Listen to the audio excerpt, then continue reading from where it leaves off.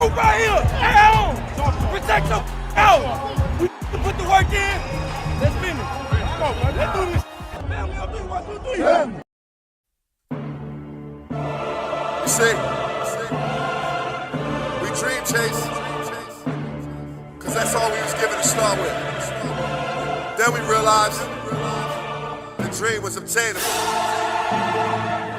Now look at us.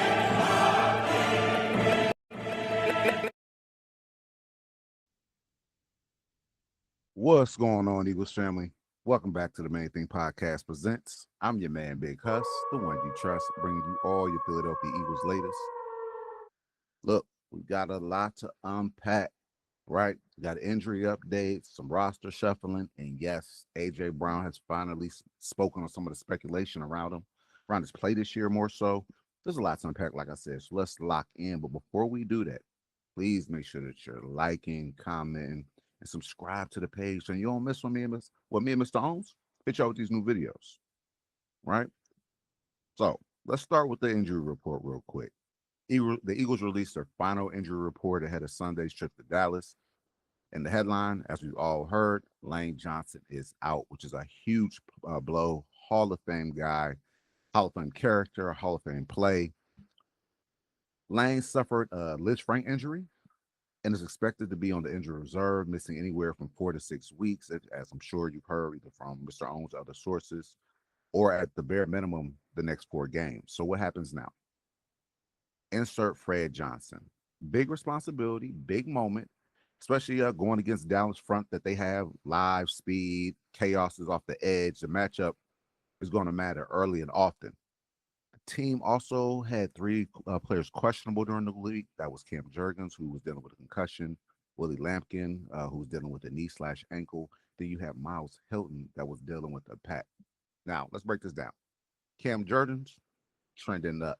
Beef Jerky, more than likely, he'll be playing on Sunday. He was a full participant in Friday's practice. This is a great sign for clearance ahead of Sunday. If he's able to go, that stabilizes the whole interior of the offensive line. If not, we'll see some more Brett Toth. He hasn't played bad. You know what I mean? He's really been holding up his own in the absence of Jurgens these past couple of weeks. But we all know protection looks very, very different when Beef Jerky is inserted in the middle. Now, Lampkin, Hinton, the waiting game. Both players remain in that 21-day practice window. They still have up to 4 p.m. on Saturday, which would be November 22nd, to activate either one of them from the IR. If not activated, they don't suit up, plain and simple. But next week, it might be a different case, right? Now, here's a name that we no one wanted to see on the injury report this week. He's been playing spectacular since his addition here to Philadelphia, and that's been Jaelan Phillips. He's been hit with no game status. Translation, my man is playing. Whatever showed up early in the week, he's cleared to go now, which is huge considering the impact, like I said, he's had since stepping in to the outside linebacker role in this Vic Fangio defense. Really has unlocked something in this defense. I wasn't even expecting it, especially you talking about trading a 3rd-round pick for this guy, getting this kind of production. Man, like that. Now, let's be real. Between Lane Johnson out, the interior possibly shifting around again, right? In a road game to Dallas, the offensive line is going to be tested this week in every way possible. I guarantee that, right? They're going to try to hit some of our weaknesses. We have to be able to counter that. But this is also an opportunity for the offense to, show what great teams do. Overcome adversity when it arises, right? This team has done that on countless moments. This is another one of those moments where they're going to have to do it again. Now. Big Swole Batman. He's responding to some of this noise. You know what I mean? He's always in headlines. This week, it's a little something different.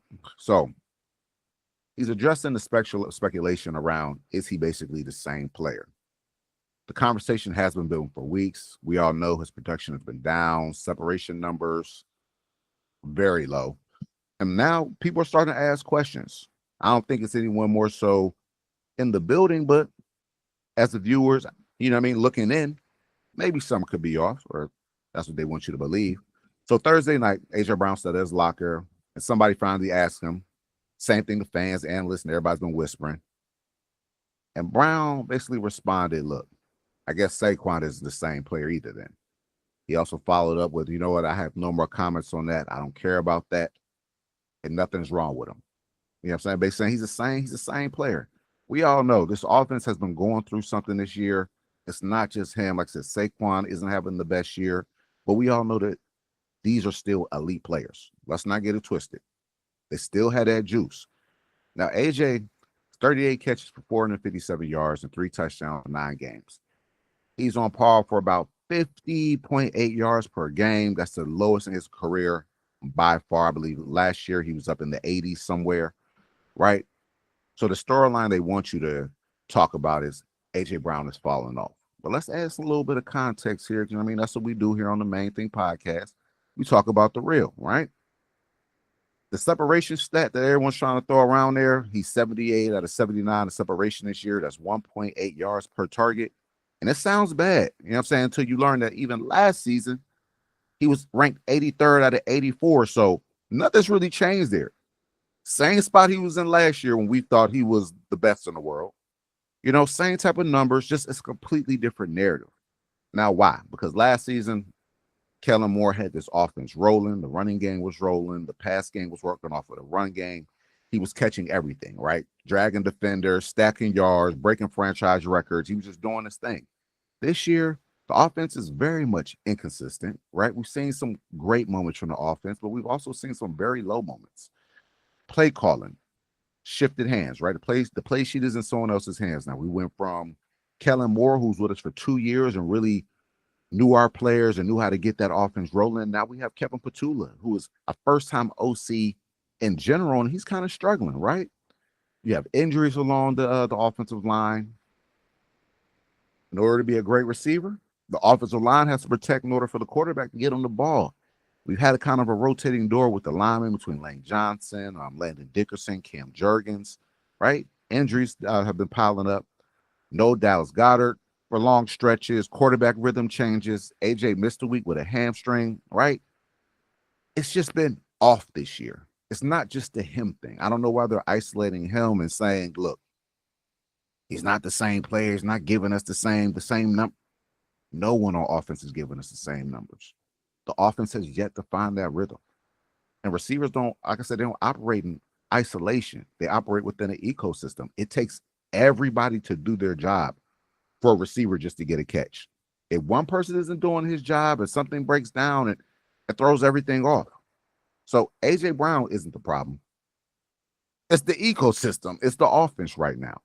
And another thing worth noting, when he said, y'all don't believe that, he wasn't just speaking to reporters. He wasn't speaking to fans riding the wave or anything like that. He knows what he's capable of. Physically, mentally, competitively, he's built different.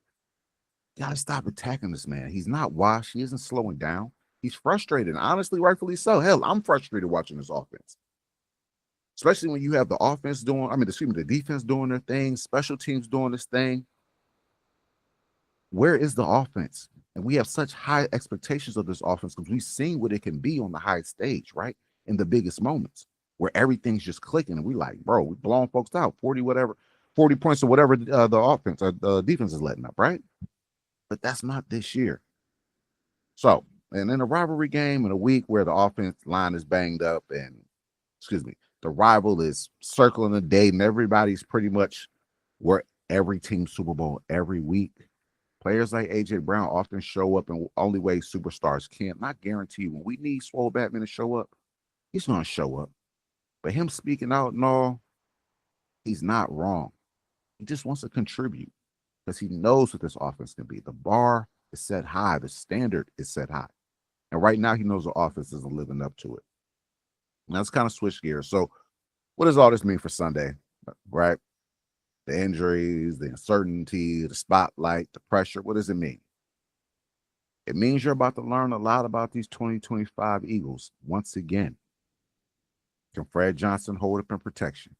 Can Cam Jurgens clear protocol and actually be available for Sunday, which would mean a lot? Will some of these rookie linemen be activated in time? Can this offense find the rhythm against the defense that feeds on chaos?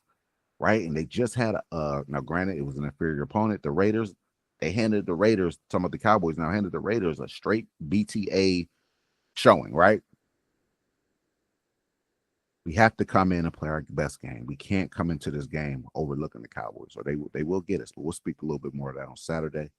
But will A.J. Brown make some of this noise disappear and finally find some production and rhythm within this offense? This isn't quite a measuring stick game, but this isn't a game that we should overlook. This could be another tone-setting game, an identity check, right? The Eagles can steal this one in Dallas, beat up with the offensive line, rumors swirling around. They can do that. It's just another week when we have to overcome a little bit of uncertainty, a little bit of adversity, a little bit of noise.